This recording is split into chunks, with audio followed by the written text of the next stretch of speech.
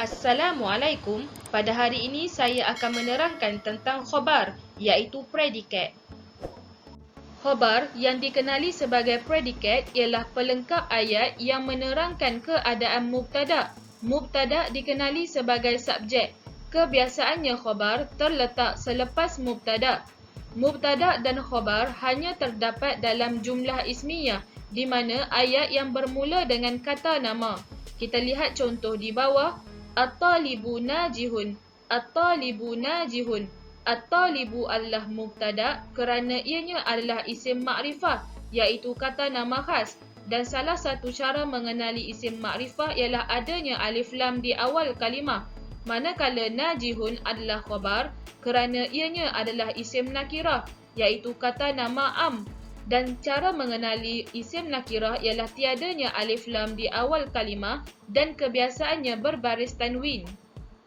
Mubtada' dan khabar hendaklah sama dari segi jantina, iaitu muzakkar muannas, dan bilangan, iaitu mufrad, musanna dan jama'. Kita lihat contoh di bawah. At-talibu hadirun. At-talibu hadirun. At-talibu adalah mubtada' dan ianya adalah mufrad muzakkar, iaitu satu lelaki. Manakala hadirun adalah khabar dan jantina dan bilangannya juga mufrad muzakkar. Mubtada' dan khabar mesti memiliki jantina dan bilangan yang sama. Kita lihat contoh yang kedua. Al-muslimatani solihatani. Al-muslimatani solihatani. Al-muslimatani adalah mubtada' dan ianya adalah musanna muannas, iaitu dua perempuan. Manakala solihatani adalah khabar dan ianya juga musanna muannas. Anwa'ul khabar, jenis-jenis khabar. Khabar terbahagi kepada 4 jenis, iaitu pertama, mufrad, yang kedua, jumlah ismiyah, yang ketiga, jumlah fi'liyah, yang keempat, syibhul jumlah. Kita lihat jenis khabar yang pertama, iaitu mufrad. Khabarnya memiliki satu kalimah sahaja. Kita lihat contoh. Al-mas'ulatu mundabitah. Al-mas'ulatu mundabitah. Al-mas'ulatu adalah mubtada', mundabitah adalah khabar dan jenis khabarnya adalah mufrad kerana ianya memiliki satu kalimah sahaja. Kita lihat jenis khabar yang kedua, iaitu jumlah ismiyah. Khabarnya dalam bentuk ayat, iaitu isim dan diikuti dengan domir dan diikuti dengan isim. Kita lihat contoh. Ar-ra'isu mas'uliyatuhu kabiratun. Ar-ra'isu mas'uliyatuhu kabiratun. Ar-ra'isu adalah mubtada', mas'uliyatuhu kabiratun adalah khabar dan jenis khabarnya adalah jumlah ismiyah kerana mas'uliyatu adalah isim dan diikuti dengan domir, iaitu hu, dan diikuti dengan isim, iaitu kabiratun. Kita lihat jenis khabar yang ketiga, iaitu jumlah fi'liyah. Khabarnya dalam bentuk ayat, iaitu fi'il dan diikuti dengan fa'il. Kita lihat contoh. Al-muwazzafatu tazuru al-madrasata. Al-muwazzafatu tazuru al-madrasata. Al-muwazzafatu adalah mubtada', tazuru adalah khabar dan jenis khabarnya adalah jumlah fi'liyah kerana adanya fi'il dan fa'il. Fa'ilnya adalah domir mustatir, iaitu domir yang tersembunyi, takdiruhu hiya. Kita lihat jenis khabar yang keempat, iaitu syibhul jumlah. Khabar syibhul jumlah berlaku pada dua keadaan, iaitu pada harful jar dan zaraf. Kita lihat keadaan yang pertama, iaitu huruf jar. Khabarnya berlaku apabila adanya huruf jar dan diikuti dengan isim. Kita lihat contoh. Al-qadi fil mahkamah. Al-qadi fil mahkamah. Al-qadi adalah mubtada', fil mahkamah adalah khabar dan jenis khabarnya adalah syibhul jumlah kerana adanya huruf jar dan diikuti dengan isim. Kita lihat keadaan yang kedua, iaitu zaraf. Khabarnya berlaku ketika adanya zaraf dan diikuti dengan isim. Kita lihat contoh. An-najaru fawqa as-saqfi. An-najaru fawqa as-saqfi. An-najaru adalah mubtada', fawqa as-saqfi adalah khabar dan jenis khabarnya adalah syibhul jumlah kerana adanya zaraf dan diikuti dengan isim. Hukum i'rab bagi khabar sama seperti mubtada', iaitu marfu'. Ada dua keadaan ketika mengi'rab khabar. Bagi khabar jenis mufrad, perlulah dii'rabkan seperti biasa, iaitu menggunakan 4 perkara, mauqi', hukum, alamat dan juga sebab. Maka akan menjadi khabar marfu' bil dan sebutkan alamat li'annahu dan sebutkan sebab. Manakala khabar bagi jenis jumlah ismiyah, jumlah fi'liyah dan syibhul jumlah perlulah dii'rabkan fi mahalli raf'in, artinya yang duduk di tempat marfu'. Kita akan sebutkan nau'ul khabar, iaitu jenis khabar, sama ada jumlah ismiyah ataupun jumlah fi'liyah ataupun syibhul jumlah, fi mahalli raf'in khabar, artinya yang duduk di tempat marfu' khabar. Kita lihat i'rab khabar bagi jenis mufrad beserta dengan alamatnya.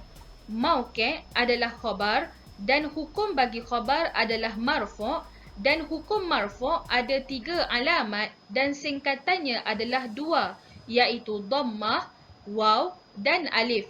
Kita lihat alamat yang pertama iaitu dhammah, berlaku pada 3 keadaan iaitu mufrad, jamak muannas salim dan jamak taksir. Manakala alamat yang kedua iaitu waw berlaku pada 2 keadaan iaitu jamak muzakkar salim dan asmaul khamsah. Manakala alamat yang ketiga iaitu alif hanya berlaku pada 1 keadaan iaitu musanna. Kita lihat contoh dalam bentuk ayat. Al-kitabu mufidun. Al-kitabu adalah mubtada' dan jenis mubtada'nya adalah isim zahir. Maka perlulah ada 4 perkara ketika mengi'rab, iaitu mauqi', hukum, alamat dan juga sebab. Kita lihat al-kitabu, mauqi'nya adalah mubtada' dan hukum mubtada' adalah marfu' dan alamatnya adalah dhammah kerana huruf akhirnya berbaris dhammah, dan al-kitabu adalah mufrad. Maka apabila digabungkan dan dijadikan ayat, al-kitabu i'rabnya mubtada' marfu' bid-dhammah az-zahirah fi akhirih li'annahu mufrad. Kita lihat mufidun. Mufidun adalah khabar dan jenis khabarnya adalah mufrad. Maka kita akan menggunakan 4 perkara ketika mengi'rab, iaitu mauqi', hukum, alamat dan juga sebab.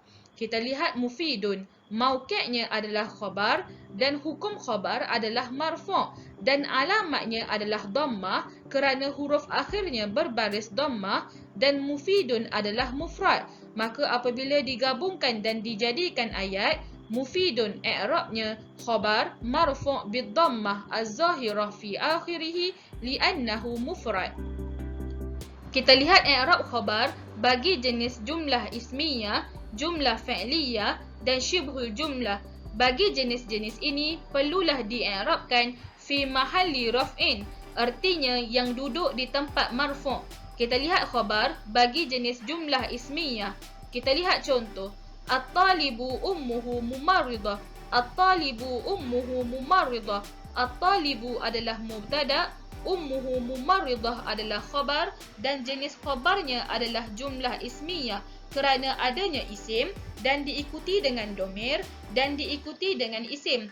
Maka apabila dii'rabkan akan menjadi jumlah ismiyah fi mahalli raf'in khabar, artinya jumlah ismiyah yang duduk di tempat marfu' khabar. Kita lihat khabar bagi jenis jumlah fi'liyah.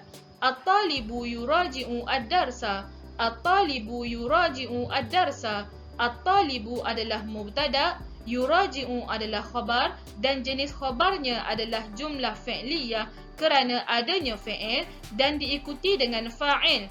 Fa'ilnya adalah domir mustatir, iaitu domir yang tersembunyi, takdiruhu huwa. Maka apabila dii'rabkan akan menjadi jumlah fi'liyah fi mahalli raf'in khabar. Kita lihat khabar yang jenisnya syibhul jumlah. At-talibu fil maktabah. At-talibu fil maktabah.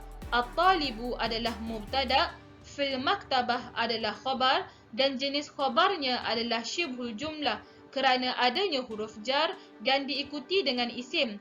Maka apabila dii'rabkan syibhu jumlah fi mahalli raf'in khabar. Kesimpulannya, pertama, khabar ialah pelengkap ayat yang menerangkan keadaan mubtada'. Yang kedua, khabar terbahagi kepada 4 jenis iaitu mufrad, jumlah ismiyah, jumlah fi'liyah dan syibhul jumlah.